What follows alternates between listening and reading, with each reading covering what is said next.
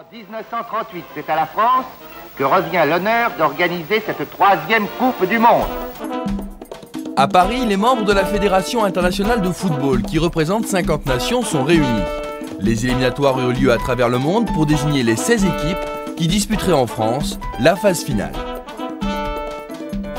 L'Italie, détentrice de la Coupe du Monde, est qualifiée. Voici son équipe, grande favorite du tournoi, emmenée par son sélectionneur Vittorio Pozzo.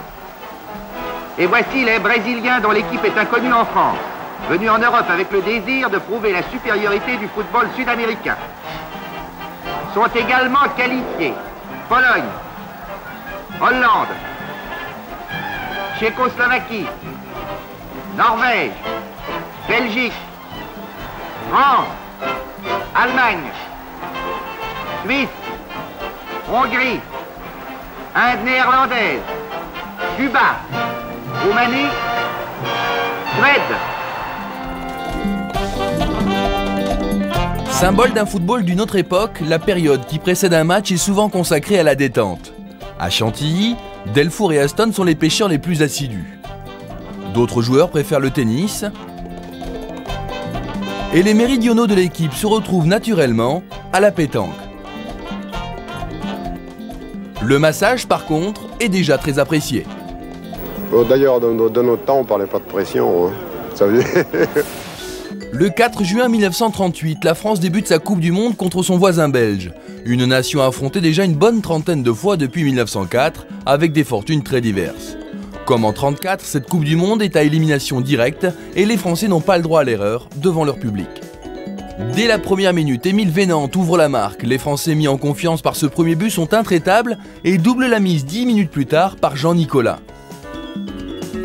Les spectateurs applaudissent, les Bleus dans la victoire ne fait déjà plus de doute. Pourtant, la Belgique réduit le score avant la mi-temps et les Français ne sont plus à l'abri d'une égalisation. La circulation du ballon devient plus fluide chez les Belges, la victoire française est menacée. Mais en fin de deuxième mi-temps, Aston transmet à Nicolas qui marque le but libérateur. Monsieur Barane, sélectionneur de l'équipe de France, est ému. Les tricolores l'emportent 3-1 et se qualifient pour les quarts de finale.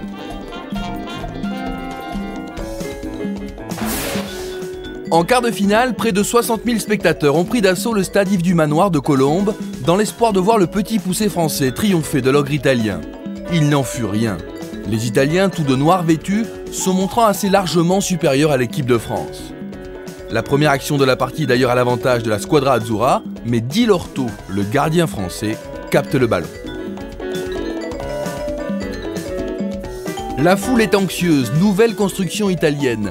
Piola se démène et décale Giuseppe Meazza, nouveau tir arrêté magnifiquement par Di Lorto. La pression italienne devient continue. Diagne contre Piola, mais ce dernier se relève et poursuit sa contre-attaque. La France ne se procure en fait aucune occasion et c'est logiquement que Gino Colossi ouvre le score, bien aidé par Di Lorto, pourtant impérial. Jusque-là, l'Italie mène à 0. Le jeu reprend, les Français ne sont pas du tout découragés. Dans les tribunes, Georges Carpentier, le célèbre boxeur français, est l'un des plus enthousiastes supporters de l'équipe de France. Une minute après le but italien, Aston transmet à Nicolas qui sert Esserer et Oscar Esserer égalise à 1 but partout. C'est le score à la mi-temps. Le public français se met à croire à l'exploit. Sur l'une des rares attaques françaises en seconde période, Olivieri, le gardien italien, est impeccable. La Squadra Azzurra n'est pas en danger bien longtemps. Silvio Piola inscrit un doublé. L'Italie l'emporte finalement 3-1 et se qualifie pour les demi-finales. On n'a pas eu beaucoup de chance contre l'Italie. J'ai l'impression que ce jour-là, on aurait pu les battre. Le Brésil, qui semble à l'époque avoir l'équipe la plus forte, a éliminé en quart de finale la Tchécoslovaquie. Mais le parcours des Sud-Américains s'arrêtera en demi-finale face à l'Italie. Une défaite sur le score de 2-1. Le dimanche 19 juin 1938, ils sont près de 45 000 à envahir Colombes en compagnie du président Lebrun pour la grande finale opposant l'Italie à la Hongrie. Gino Colossi ouvre le score dès les premières minutes et met les Italiens sur le droit chemin. Colossi qui, comme Piola, inscrit un doublé dans cet ultime match. 6 buts sont marqués, 4 par les Italiens, 2 par les Hongrois, et les Italiens qui réalisent leur meilleure prestation de la compétition s'imposent finalement 4 buts à 2 au terme d'une partie très enlevée.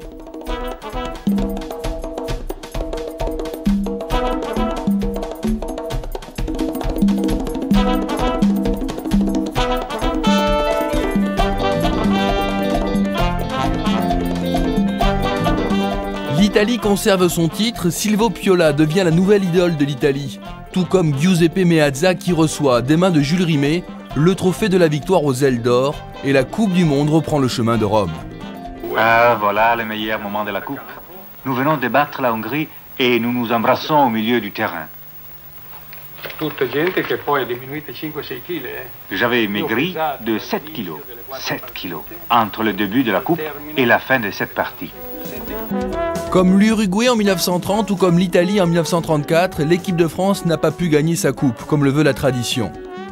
Mais le milieu de terrain a fait merveille avec Diane, Bourbotte, et Serrer et Ben Barek. Ben Barek que l'on va vite surnommer la perle noire.